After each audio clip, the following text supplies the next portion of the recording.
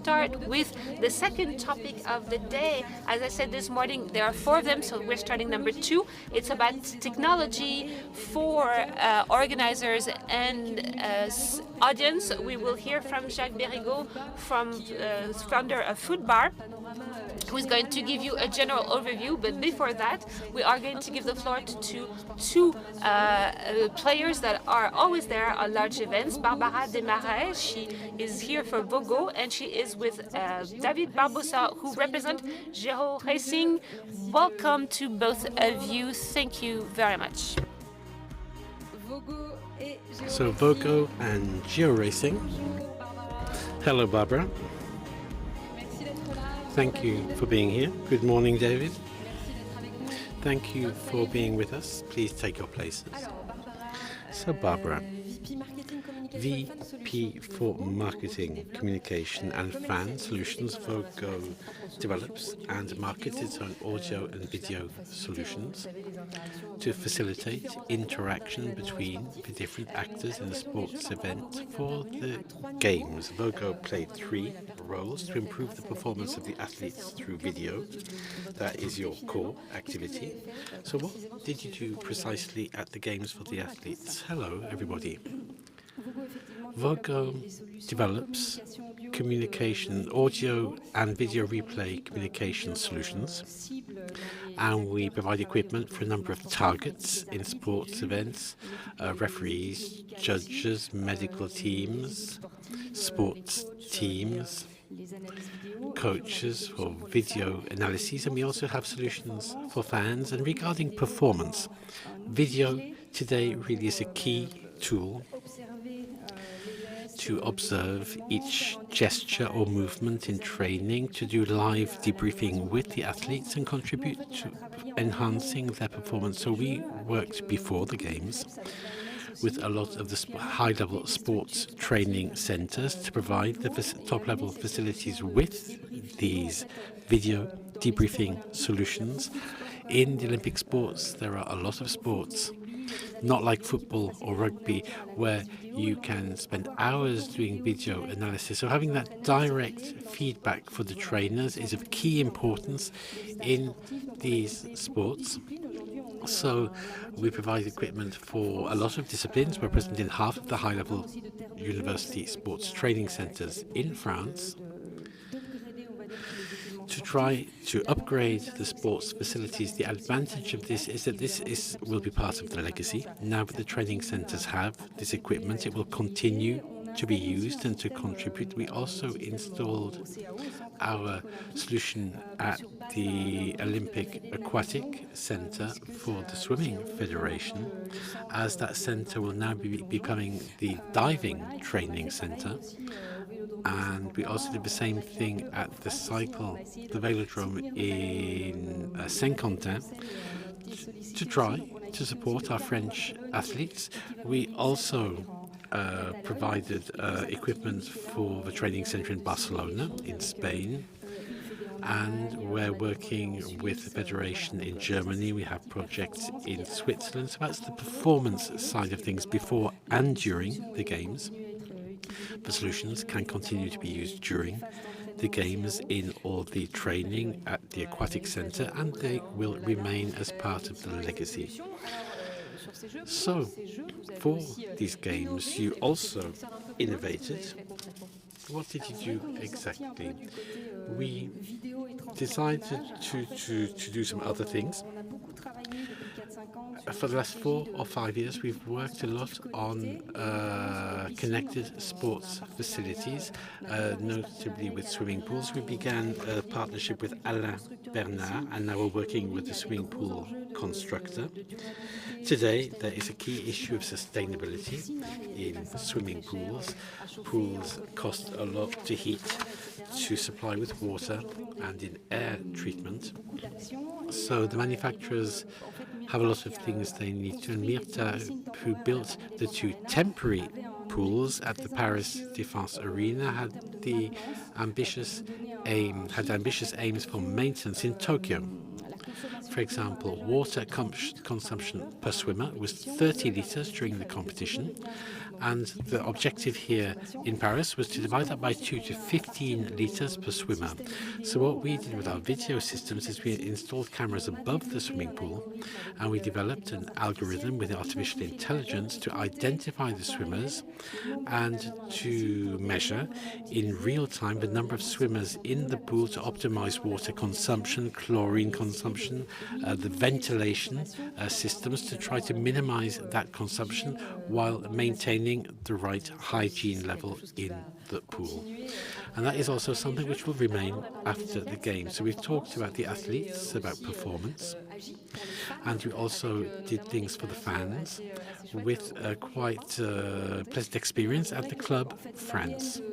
The DNA of Vogo initially is to enhance the spectator experience. Now we work a lot with professionals, but we do still have the things we still try to do for the people who come to watch the events. And we were lucky enough to be involved in Club France, and we came up with a simulator so that people, sports fans, could see what it's like to do video refereeing. It's something you see when there's a football match, or rugby. It's something you see in more and more sports, and a lot of sports at Olympics. You see there are often challenges with judges having to review the videos. But people aren't always familiar with how these video systems work for the referees or judges. People imagine it's easy to come up with decisions, but that's not always easy. They have a certain number of videos to watch. They have to go quickly because they can't slow things down. So we set up this VAR station for people to give it a go themselves, for the general public at the Club France. It was a big success because people really put themselves in the position of the referees or the judges, and we prepared short videos so that they could look at the action, change their angles, see things to try to make their judgment, and could realize that it's not as easy as all that to be a judge or a referee when you're under pressure for time. And thank you, Barbara. David Barbosa, your broadcast department director at Geo Racing. Very busy this week, your company, with the start of the Vendée Globe yachting race this weekend. And you're also innovating. Could you tell us about what you're doing, what you will be doing on Sunday for the start of the race to provide viewers on television with a different experience? We work on video production to enhance live broadcasts with graphic artwork. We do all the graphic presentation for the international signal. The particular feature of this start is there'll be GPS trackers on all the yachts so that they can be geolocated in real time, and we can have a 3D virtual image of the fleet, of the routes of the boats, of the virtual differences or lead of one boat over another, to provide lots of data which can help fans understand things better. Sailing is an outdoor sport that's difficult to understand. If you don't have the direction of the wind, you can't see who's first. And with these 3D tools, we can explain this sort of thing to the viewer. And we also use augmented reality for the starting line so that the viewers can see if one of the boats crosses the line too early and then incurs a penalty, as happened in 2020 with Bruno Vallée, who crossed the line ahead of time and incurred a penalty of a few minutes. And it's a solution. This is something that is possible because we track the starting line. We have GPS beacons on the line, and from the camera, which is on the helicopter, we can pick up information on the positioning of the camera so that we can then locate and illustrate the starting line. So for the Vendée Globe race, it's not just for the start. We worked in advance of the event to design a graphic charter for television broadcast. We've also worked on the route of the race to explain the different routes that are possible. The sailors are heading off for almost 3 months in difficult conditions. The idea is to try to explain the way they're going. We also have small 3D videos to show the parts of the boat which can break, so seeing the impact of any damage and its impact on the performance of the boat. So in the daily summaries for all the boats, they can explain which parts of the boat have broken, what the impact on the performance of the boat is, and at the same time we also provided, for the 3 months of the race, software for 3D summaries, which will enable them with the data from the boat to prepare daily summaries with the wind direction, the boats which are at a standstill because they don't have any wind, the boats which have a favorable wind. So in addition to all the cameras, they'll also be able to provide more information and also to have an educational role to help people to understand a sport which isn't always easy to understand when we're not too familiar with it. Should we take a look at some images? You'll have to watch on Sunday for the start of the race, but here we have some images from different yachting events. Okay, thank you very much, and we'll take a look at the images now.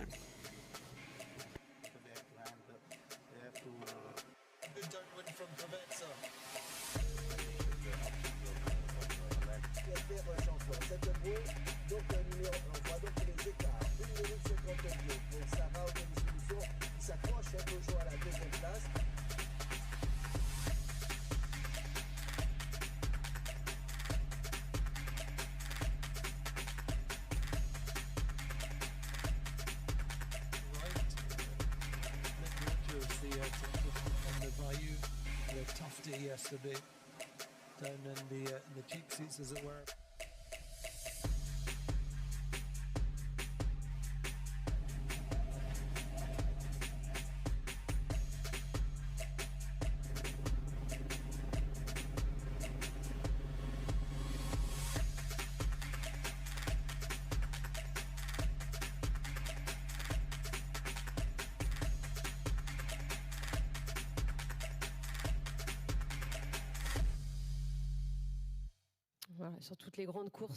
So showing different races with geo-racing.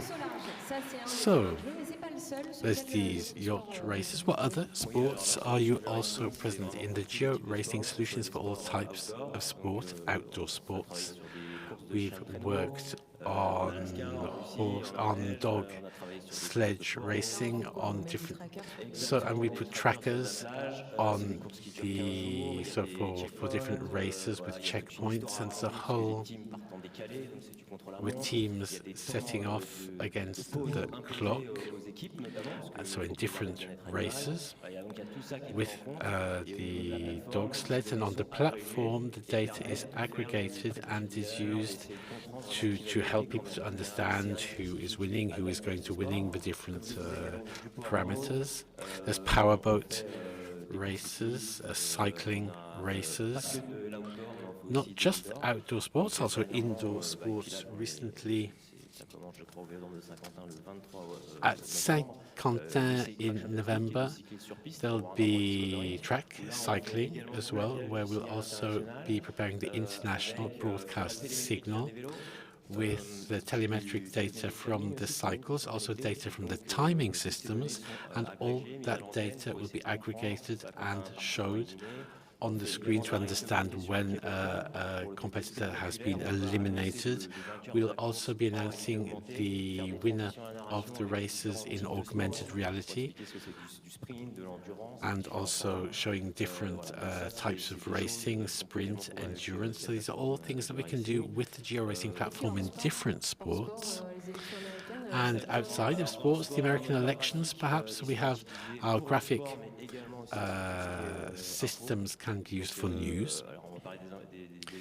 The American elections, for example, we have designed the virtual studio for BFM TV in France for the American elections with the artwork, the virtual set, the interactive maps where we can watch the swing states which will decide the elections.